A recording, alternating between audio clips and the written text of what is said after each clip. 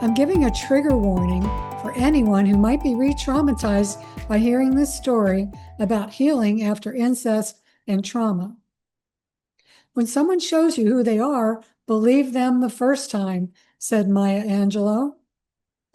When the truth of incest lives inside you, disbelief can feel as devastating as the abuse itself. Being doubted, minimized, or silenced, especially by those who are meant to protect you, that cuts deeply, leaving wounds of betrayal layered on top of trauma. This kind of harm doesn't just affect the past, it can shape how you speak, trust, and even believe yourself in the present. This talk is for those who are not believed and who learn to carry their pain alone. It speaks to the quiet grief, the anger, and the confusion that arise when family loyalty is valued over your truth. More importantly, it offers a compassionate path toward healing, reclaiming your voice, restoring self-trust, and finding steadiness after profound betrayal. You are not broken for needing to be believed. Your healing does not depend on anyone else's permission.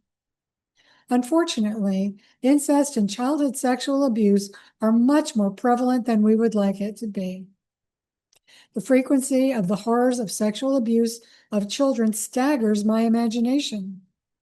Studies suggest that 12 to 40% of women report some form of childhood sexual abuse, depending upon the definitions and the methods used. When surveyed, about 18.7% of girls are reported to be victims of some form of incest. In a large social survey of women in San Francisco, 16% of women reported that they were sexually abused by a relative before the age of 18, and about 5% were abused by their father. Other surveys have found that roughly 1 in 6 women, that's about 17%, report sexual abuse by a family member during childhood. Among self-reported incest victims, about 83 to 84% are female. Step-parents, uncles, and other relatives also account for a significant portion of familial abuse cases beyond just fathers. Experts agree that many survivors never disclose their abuse, and the official statistics are considered conservative estimates because of the stigma and the fear of not being believed. Some sources suggest that only about 20 to 30% of incest cases are ever even reported. So that would make the true numbers even more huge. This is the story of Cindy, who wasn't believed by trusted loved ones. Cindy, not her real name, hadn't slept through the night in over 25 years.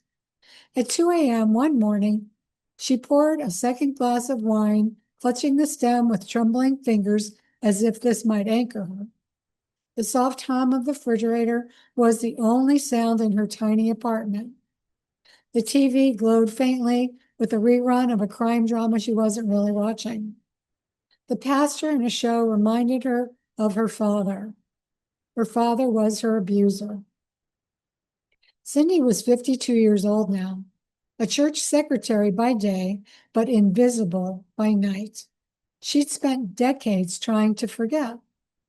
She had worked a series of dead-end jobs, enduring toxic bosses, choosing men who either abandoned or belittled her. Drinking herself to sleep was her quiet ritual.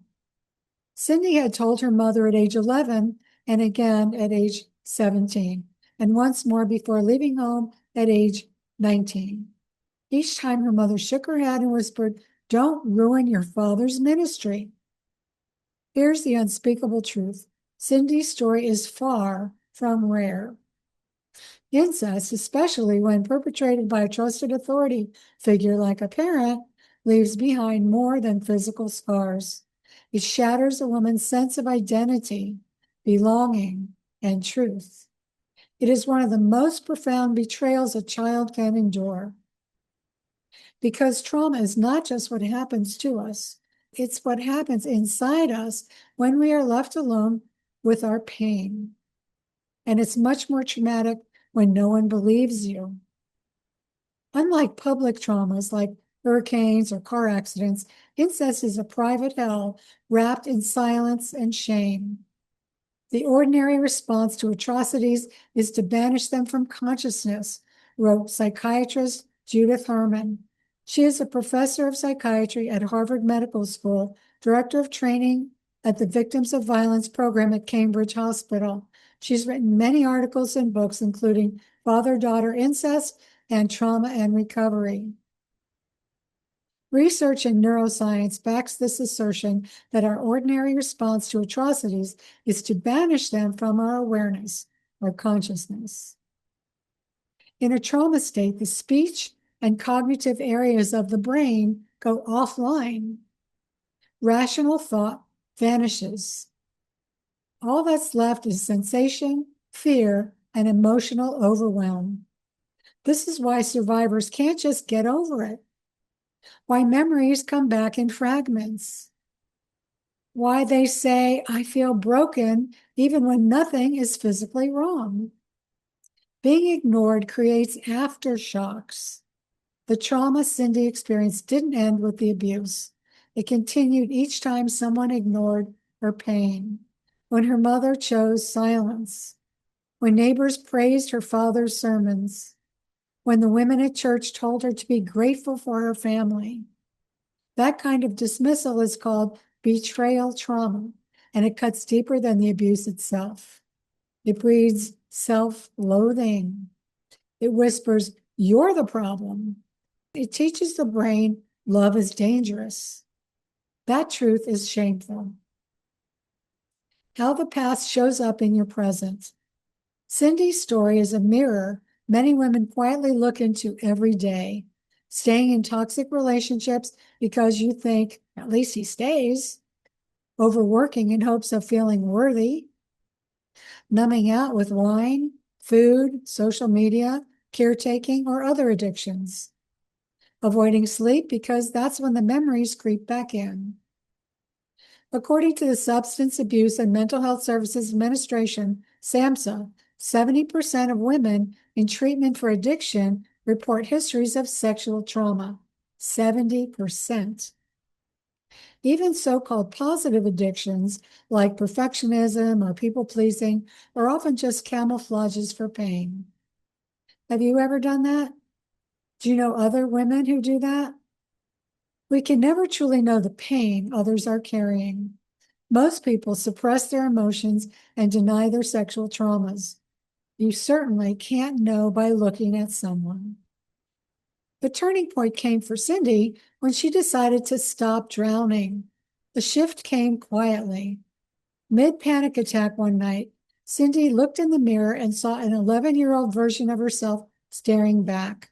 She whispered, "You didn't lie." And something finally cracked open. She began journaling. She joined a trauma support group online. She found a trauma-informed trained therapist. She started thinking and stating out loud positive affirmations with emotional vigor. She practiced EFT, tapping, to manage her daily anxiety. And for the first time in decades, she believed in herself. Here's common mistakes women make when living with the aftermath of incest. Number one, blaming themselves for what happened. You were a child. You did nothing wrong. You didn't have to keep carrying his sin in your body. Number two, waiting for your mother or anyone else to finally admit the truth. You don't need their validation. You may want it, but you do not need it. You are your own witness.